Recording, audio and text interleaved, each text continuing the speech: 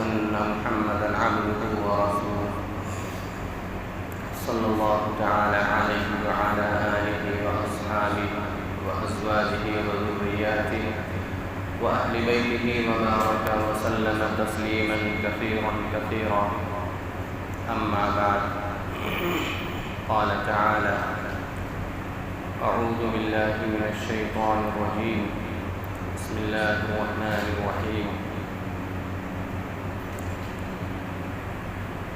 يا أيها الذين آمنوا إذا قمتم إلى الصلاة فاغسلوا وجوهكم وأيديكم إلى المرافق وامسحوا برؤوسكم وأرجلكم إلى الكعبين وإن كنتم جنبا فاطهروا. وقال في مقام آخر: إن الصلاة كانت على المؤمنين كتابا موقوتا. وقال في مقام آخر: قد أفلح المؤمنون الذين هم في صلاتهم خاشعون والذين هم عن اللغو معرضون.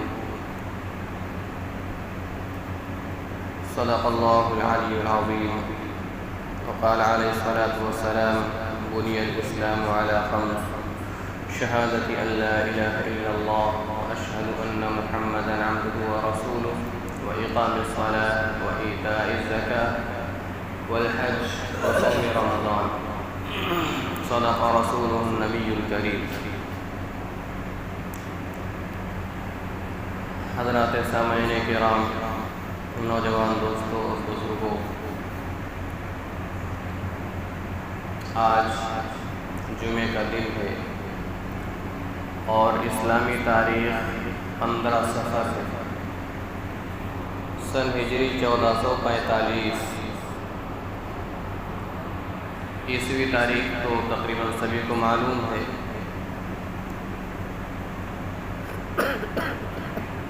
ابھی میں نے آپ کے سامنے قرآن کریم کی چند آیات تلاوت کی ہیں۔ نبی کریم صلی اللہ علیہ وسلم کی زبان مبارک سے نکلے ہوئے الفاظ بیان کیے، انہی کی روشنی میں چند باتیں عرض کرنی۔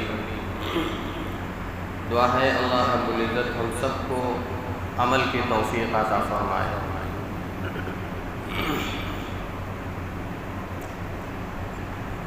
سب سے پہلی جو آیت میں نے پڑھی: یا ایھا الذین آمنوا اذا قمتم الی الصلاۃ فاغسلوا وجوہکم وایدیکم الی المرافق وامسحوا برؤوسکم وارجلکم الی الکعبین وان کنتم جنبا فاطہروا۔ اللہ رب العزت نے ارشاد فرمایا کہ اے ایمان والو، جب تم نماز کو جاؤ، نماز کا ارادہ کرو، نماز کے لیے کھڑے ہو، تو سب سے پہلے نماز سے پہلے وضو کر لو۔ وضو کے فرائض اس آیت میں بتلا دیے گئے، وضو کے فرائض اس آیت میں بتلا دیے گئے کہ 4 فرض ہیں، ان کو ادا کرنا ہے۔ اور مکمل وضو کا مکمل ثواب نبی صلی اللہ علیہ وسلم کے طریقے کے مطابق وضو ہوگا، سنت کے مطابق وضو ہوگا، اس کا ثواب چند گنا اور بڑھ جاتا ہے۔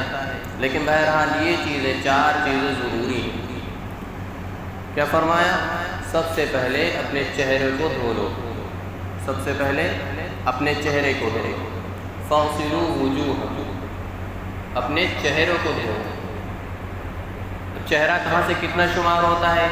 صرف یہ سامنے کا حصہ یا کتنا شمار ہوتا ہے؟ تو چہرے کی جو حقیقت ہے کہ چہرہ کتنا شمار ہوتا ہے، سر کے بالوں سے لے کر کے یہ جو ٹھوڑی ہے، یہ ٹھوڑی کے نیچے تک، یہ کان ہے، یہ اس کان سے اس کان کے اس حصے تک، لو تک، یہ اتنا چہرہ شمار ہوتا ہے۔ سب سے پہلا فرض کیا ہے؟ نماز کے لیے جب کھڑے ہو تو سب سے پہلے نماز قائم کرنے سے پہلے، ادا کرنے سے پہلے چہرے کو دھو۔ دوسرا فرض کیا بتلایا؟ وَأَيْدِيَكُمْ، اور اپنے ہاتھوں کو دھو، إِلَى الْمَرَافِقِ، کوہنیوں تک، اپنے دونوں ہاتھوں کو کوہنیوں تک دھونا ہے، یعنی کوہنیوں سے اوپر تک دھوئیں گے تبھی کوہنی دھلے گی۔ اگر کوہنیوں تک دھوئیں گے تو شبہ ہے کہ کوہنی کا کچھ حصہ خشک رہ جائے۔ تو دوسرا فرض کیا بتلایا ہے کہ کوہنیوں تک ہاتھوں کو دھونا ہے۔ وَامْسَحُوا بِرُؤُوسِكُمْ، تیسرا فرض کیا بتلایا کہ سر کا مسح کرنا ہے، سر کا مسح کرنا ہے۔ مسح کس کو کہتے ہیں؟ جب اپنے ہاتھوں کو دھل لیا اس کے بعد تازہ پانی لیں گے، نئے پانی میں ہاتھ تر کریں گے اور یوں کر کے مسح کریں گے، جو طریقہ ہے مسح کا۔ چوتھا فرض کیا بتلایا؟ وَأَرْجُلَكُمْ إِلَى الْكَعْبَيْنِ، دونوں پیر ٹخنوں تک دھلنے، دونوں پیر ٹخنوں تک دھلنے۔ یہ وضو کے فرائض ہیں، موٹی موٹی چیزیں، ان میں سے اگر ایک چیز بھی چھوٹ گئی تو وضو نہیں ہوگا، تو ظاہر سی بات ہے وضو نہیں ہوگا تو نماز کہاں سے ادا ہو جائے گی؟ سنتیں چھوٹ جائیں گی وضو کی تو وضو ہو جائے گا، بلا شبہ وضو ہو جائے گا، آپ کی نماز مکمل طریقے سے ادا ہو جائے گی، لیکن فرض اگر چھوٹ گیا وضو کا تو وضو نہیں ہوگا۔ آگے کیا بتایا؟ وَإِن كُنتُمْ جُنُبًا فَاطَّهَّرُوا، لیکن اگر کوئی شخص ناپاک ہے، کوئی شخص پہلے سے ناپاک ہے تو اس کو چاہیے کہ وہ غسل کرے، اس کو چاہیے وہ غسل کرے، اس کے بعد نماز ادا کرے، غسل کرنے کے بعد نماز ادا کرے۔ اچھا، اب اس میں بھی شبہ ہوتا ہے لوگوں کو، ہم میں سے بہت سے لوگوں کو علم نہیں ہے، چونکہ علم سے ہمارا تعلق دور دور تک نہیں رہا، اور خاص کر علم دین سے، علم دین سے خاص کر ہمارا تعلق دور دور سے نہیں رہا۔ جو وضو کریں گے، کوئی شخص ناپاک ہے، جنوبی ہے شخص، وضو کرنے کا طریقہ کیا ہے؟ ابھی اگر اس مجمع میں کھڑا کر دوں سب کو تو مشکل سے میرا نہیں خیال کہ 100% لوگ وضو کا طریقہ صحیح طریقے سے بتلا دیں گے، میں نہیں سمجھتا۔ وضو کے فرض ہی اگر معلوم ہوں تو ہی بڑی بات ہے، غسل کے فرض بھی معلوم نہیں ہوں گے اچھے طریقے سے۔ غسل کرنے کا طریقہ سب سے پہلے یہ ہے، سنت طریقہ یہ ہے کہ غسل جب کریں تو سب سے پہلے وضو کر لیں، جس طرح نماز کے لیے وضو کرتے ہیں اس طرح وضو کر لیں۔ اس کے بعد ناک میں پانی تو ڈال ہی لیا وضو کرنے میں، اگر سنت طریقے سے وضو کیا ہے، کلی تو کر ہی دی ہے، ناک میں پانی ڈالنا اور کلی کرنا، یہ غسل میں چیزیں فرض ہیں، یہ دونوں چیزیں غسل میں بھی فرض ہیں۔ اگر وضو کوئی شخص نہیں کر رہا ہے، صرف ناپاک شخص سے غسل کر رہا ہے تو سب سے پہلے کلی کرے، اس کے بعد ناک میں پانی ڈالے اور پانی اندر تک پہنچانا ہے، صرف یہی نہیں کہ یہاں پہ چھوانا ہے ناک میں، نہیں، ناک میں پانی پہنچانا ہے، پہنچانے کا لفظ حدیث میں آیا ہے۔ اس کے بعد پورے جسم پر پانی بہانا ہے، اتنا تر کرے جسم کو کہ جسم کا کوئی حصہ خشک نہ رہنے پائے، چھوٹنے نہ پائے، جسم کا ایک ایک حصہ، بالوں کی جڑوں تک پانی پہنچانا ہے۔ جب اس طرح غسل کریں گے، غسل اچھی طریقے سے ادا ہو جائے گا، اس کے بعد اب ایک شبہ ہوتا ہے لوگوں کو، یہاں پہ ایک شبہ ہوتا ہے کہ ہم نماز کو جا رہے ہیں اور غسل کرنے کے بعد لوگ وضو کرتے ہیں۔ وضو کرنا غسل کے بعد ضروری نہیں ہے، کیوں؟ اس لیے کہ غسل جب ہم نے کیا تو وضو کے اعضاء خود بخود اس میں دھل چکے ہیں، وضو کے اعضاء جو چیزیں وضو میں ضروری ہیں، فرائض ہیں، وہ غسل کرنے میں ادا ہو چکے ہیں، اس لیے غسل کے بعد اب دوبارہ وضو کرنے کی ضرورت نہیں ہے۔ وضو کر لیں کوئی بات نہیں، نہیں کرتے پھر بھی کوئی بات نہیں، نماز مکمل طریقے سے ہماری ادا ہو جائے گی۔ اب جب نماز کو آئیں تو اچھے کپڑے پہن کر کے آئیں، جب نماز کو مسجد میں آئیں تو اچھے کپڑے پہن کر کے آئیں۔ چلتے پھرتے رہتے ہیں دن بھر، کھیل رہے ہیں، فٹ بال کھیل رہے ہیں، کرکٹ کھیل رہے ہیں، ہاکی کھیل رہے ہیں، ٹینس کھیل رہے ہیں، وہی کپڑے پہن کے چلے آ رہے ہیں، پسینہ آ رہا ہے، پاس میں کھڑے ہونا والا جنوانا نمازی ہے، اس کو بھی بدبو آ رہی ہے، وہ کراہیت محسوس کر رہا ہے پاس میں کھڑا ہونے والا نمازی۔ ایسا نہ کریں، یہ مسجد اللہ کا گھر ہے، مسجد اللہ کا گھر ہے، ہم اپنے گھروں میں بدبو پسند نہیں کرتے، پھر یہ تو اللہ کا گھر ہے، اس میں ہر طرح کے لوگ آتے ہیں، اس میں ہر طرح کے لوگ آتے ہیں، تو مسجد میں خوشبو کا استعمال کر کے آئیں۔ اول تو سب سے اچھے کپڑے پہن کے آئیں، دوسرے خوشبو کا استعمال کریں۔ آج کل خوشبو تقریباً ہر شخص کے پاس ہے، ہر نوجوان اور ہر بزرگ کے پاس ہے، خوشبو کا استعمال کر کے ہر نماز کے وقت آئیں، اور لباس اچھا پہن کر کے آئیں۔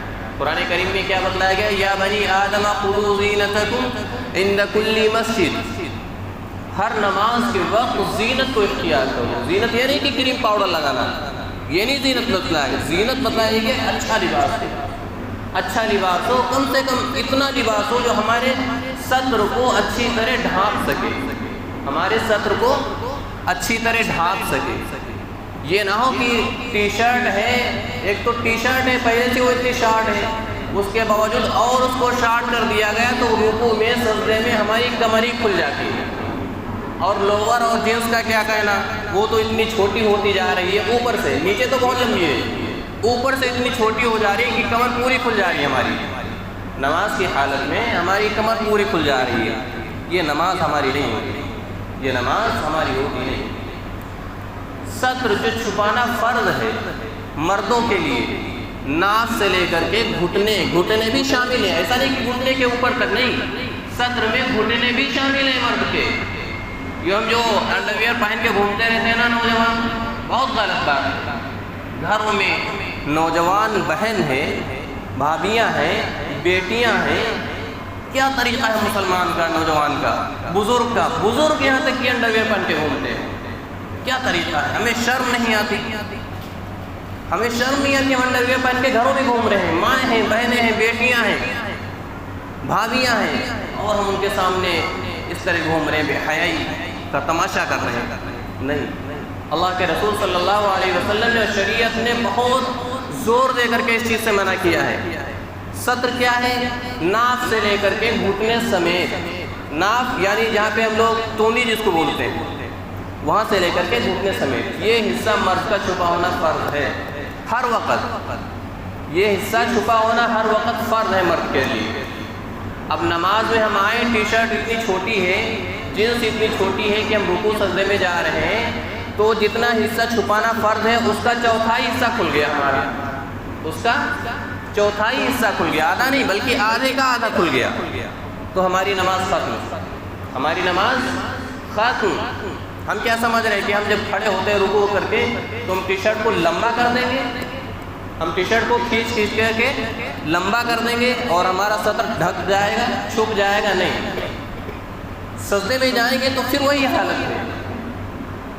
اچھا، جب کھڑے ہوئے ہیں، نماز کے لیے آئے، کھڑے ہوئے ہیں، تو قیام کس طرح ہمارا قیام کس طرح؟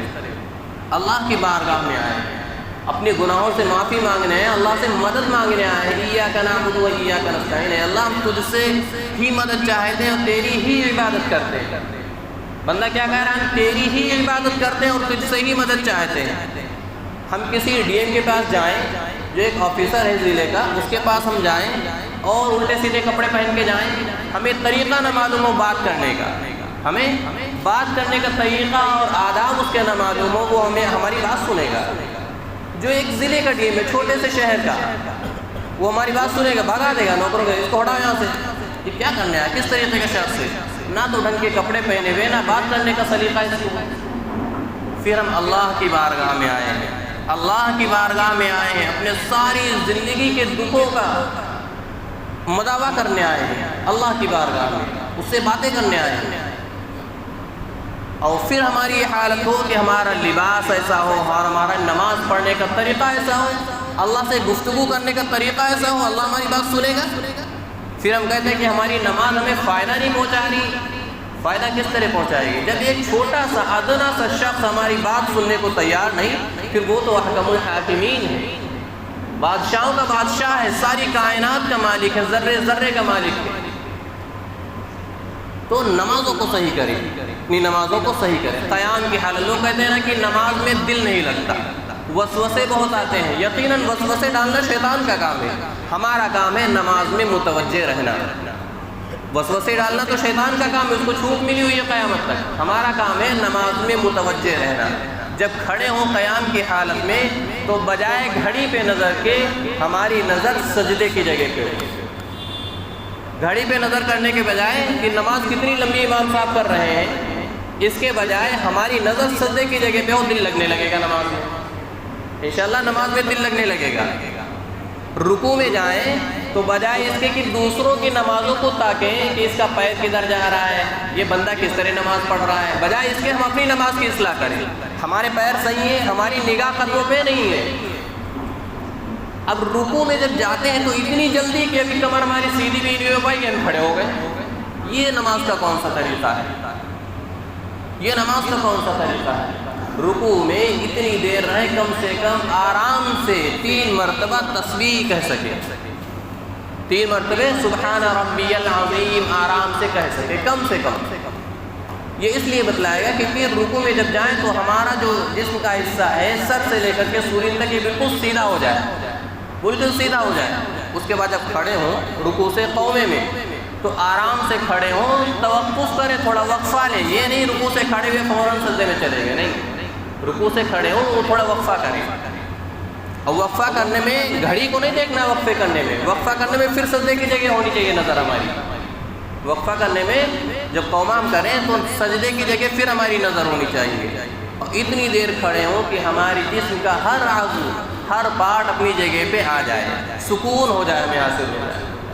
اس کے بعد سجدہ کریں۔ اچھا سجدے میں کیا ہے، بہت سے لوگ یوں کرتے ہیں کہ کوئی سجدے میں گیا تو صرف پیشانی لگ رہی ہے نماز میں، سجدے میں، اور دونوں ہاتھوں کی انگلیاں بھائی صاحب یوں کھلی ہوئی ہیں۔ کسی کا سجدہ اس طرح ہے کہ دونوں کوہنیاں بازوؤں سے، پہلوؤں سے چپکی ہوئی ہیں۔ یہ سب نہیں ہے۔ سجدہ کرنے کا طریقہ کیا ہے؟ سجدہ کرنے کا طریقہ ہے کہ ہماری دونوں ہاتھوں کی انگلیاں بالکل ملی ہوئی ہیں اور انگلیوں کا رخ قبلے کی طرف ہو، انگلیوں کا رخ قبلے کی طرف ہو، اور یہ ہمارے بازو پہلوؤں سے الگ ہو، بازو پہلوؤں سے الگ ہو۔ اب یہ بھی نہیں کہ جماعت کے ساتھ اگر پڑھ رہے ہیں تو دوسرے کو مارنے کو نہیں، یہ نہیں ہے۔ الگ ہونے کا مطلب یہ ہے کہ انفرادی طور پہ نماز پڑھ رہے ہیں تو پہلوؤں سے بازو الگ ہو، اور جماعت کے ساتھ پڑھ رہے ہیں تو مجبوری ہے، تھوڑا ملا لیں، کوئی دقت نہیں، کوئی حرج نہیں ہے، انشاءاللہ نماز مکمل ہو جائے گی۔ لیکن سجدہ کرنے کا طریقہ جو میں نے بتلایا وہ یہ، دونوں ہاتھوں کی انگلیوں ملی ہوئی ہوں انگلیاں اور قبلے کے رخ ہوں، دونوں پیر زمین سے ٹکے ہوئے ہوں سجدے کی حالت میں۔ سجدے کی حالت میں دونوں پیروں کی انگلیاں موڑ کر کے سجدے کی حالت میں زمین سے لگی ہوئی ہوں، اٹھنی نہیں چاہیے۔ سنت طریقہ جو بہتر طریقہ نماز کا ہے وہ یہ ہے کہ دونوں پیروں کی انگلیاں سجدے کی حالت میں زمین سے لگی ہوئی ہیں۔ اس کے بعد جب ایک سجدہ کر کے اٹھے، ایک سجدہ مکمل کر لیا ہم نے، بیٹھے ہوئے ہیں جب جلسے میں تو آرام سے بیٹھے، آرام سے بیٹھے۔ یہ جو ہماری انگلیاں ہیں یہ گھٹنوں کے، رانوں کے نیچے نہیں جانی چاہیے، ہماری انگلیاں رانوں کے نیچے نہ ہوں، یہ اس طرح رانوں پہ ہوں۔ جب سجدے سے اٹھ کے بیٹھے ہیں جلسے میں، ایک سجدہ ہو گیا، دوسرا سجدہ کرنے کے بعد جب 2 رکعتیں ہو گئی، اتحیات میں بیٹھے ہم قاعدے میں، تو بعض لوگ یہ ہوتا ہے کہ علم نہیں اتنا ہے، یا علم ہے تو اہتمام نہیں ہے، معلوم ہے لیکن اہتمام نہیں، اہتمام کی ضرورت ہے، تھوڑا سا توجہ دینے کی ضرورت ہے۔ جب بیٹھیں قاعدے میں تو ہماری یہ انگلیاں گھٹنوں کے نیچے نہیں آنی چاہیے، یہ اس طرح ہوں، ہمارے ہاتھ اس طرح رہنے چاہیے قاعدے کی حالت میں۔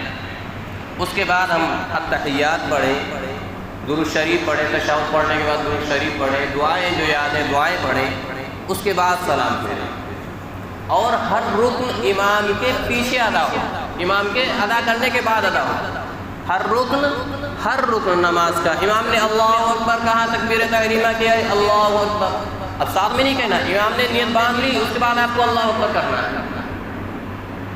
امام رکوع میں جا رہا ہے، اللہ اکبر، جب امام رکوع تک پہنچنے والا ہے آپ تب شروع کریں، آپ اس وقت شروع کریں، یہ نہیں امام نے بس ہلکا سا جھکا امام، آپ اس سے پہلے رکوع میں چلے گئے، نہیں، امام کے بعد ہر عمل آپ کو کرنا ہے۔